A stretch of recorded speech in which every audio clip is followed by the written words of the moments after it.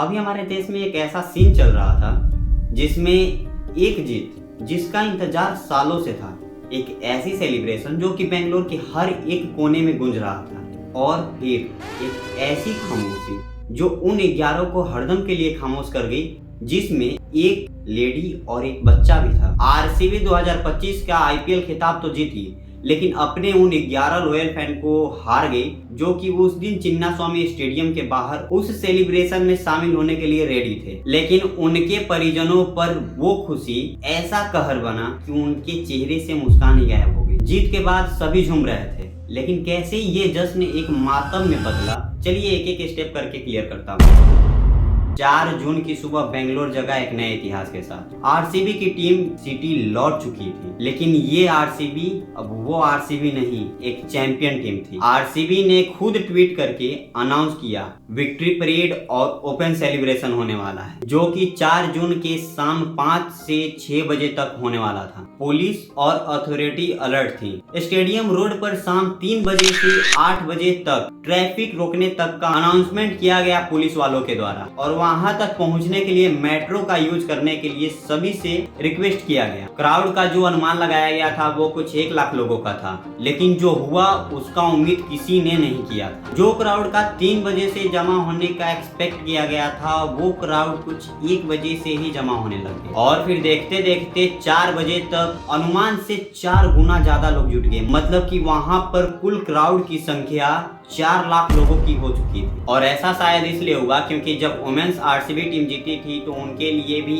ऐसा ही similar celebration organise किया गया था। तो फैंस को लगा होगा कि 17 साल के बाद जब टीम जीती है तो उससे भी ग्रैंड सेलिब्रेशन यहाँ पर हो, और उसी उम्मीद में फैंस की संख्या लगातार बढ़ते चली गई होगी। लेकिन जहाँ पर सेलिब्रेशन होना था वहाँ पर प्लानिंग थोड़ी कम थी। पुलिस फोर्स वहाँ पर 1 लाख लोगों को मैनेज करने के लिए रेडी थी, लेकिन क्राउड का संख्या काफी ज्यादा हो गया, और वहाँ पर एंट्री और एग्जिट गेट भी उस क्राउड के लिए सफिशिएंट नहीं था। आरसीबी वालों के द्वारा फ्री पास प्रोवाइड कराने के बाद भी बहुत सारे लोग उस क्राउड में बिना पास के भी थे। क्राउड को छोड़िए, वहां पर तो बेसिक मेडिकल सपोर्ट तक भी क्लियरली विजिबल नहीं था। शाम 4:40 में क्राउड अनकंट्रोलेबल हो गया, और गेट नंबर 4 और 6 पर बहुत ही ज्यादा संख्या में लोग थे। ड्यू टू मैसिव क्राउड और सम एनी रीजन, आरसीबी ने विक्ट्री परेड कैंसिल कर दिया। उस समय तक केवल स्टेज सेलिब्रेशन होना था, लेकिन उससे पहले जब गेट नंबर 4 और 6 को ओपन किया जाता है तो उसमें जिनके पास फ्री पास भी नहीं था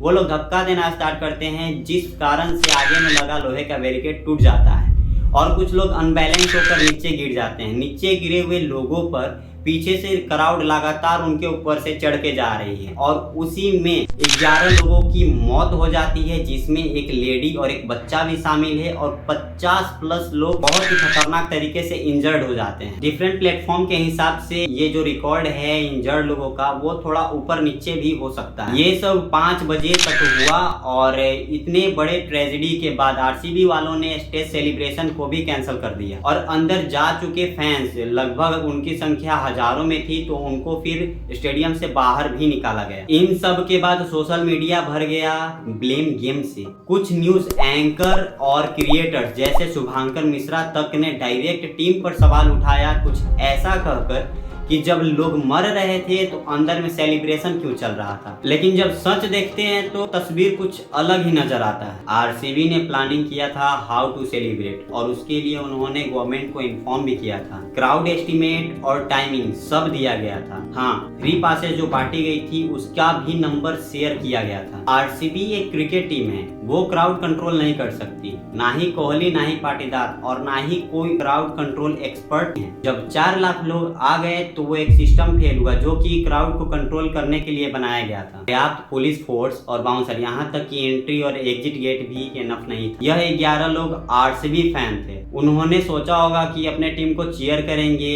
एक ट्रॉफी देख लेंगे, एक सेल्फी ले लेंगे और एक याद बना लेंगे, लेकिन उनके परिवार के लिए ये याद बन के रह गया एक जख्म। इस ट्रेजेडी में जिन लोगों का डेथ हुआ है उनके लिए 10 लाख रुपए, और जो लोग इंजर्ड हुए हैं उनके लिए 2 लाख रुपए गवर्नमेंट ने कंपनसेशन के तौर पर देने का वादा किया है। विराट कोहली ने भी अपना दुख व्यक्त किया है, पर क्या पैसा इन लोगों की जिंदगी वापस ला सकती है, ये क्वेश्चन अभी भी दिमाग में चल रहा होगा। लेकिन यह ब्लेम करने का वक्त नहीं है, अब यह वक्त सिस्टम को सुधारने का है। अब हर सेलिब्रेशन सेफ होना चाहिए और हर फैन जिंदा घर लौटना चाहिए। अगर हमने आज सिस्टम से सवाल नहीं किया तो कल कोई और फैन, मैं या फिर आप भी जा सकते हैं। तो भाई आप लोग भी बताना, क्या यह फॉल्ट टीम का है, गवर्नमेंट का है या फिर सिस्टम का है। तो अगर आप लोगों को जैसा भी लगे इस वीडियो में, यह वीडियो उन 11 फैंस के नाम जिनकी जान उनके हीरो को देखने में चली गई। और आप लोग भी कमेंट में जरूर बताना, क्या ये फॉल्ट आरसीबी टीम की है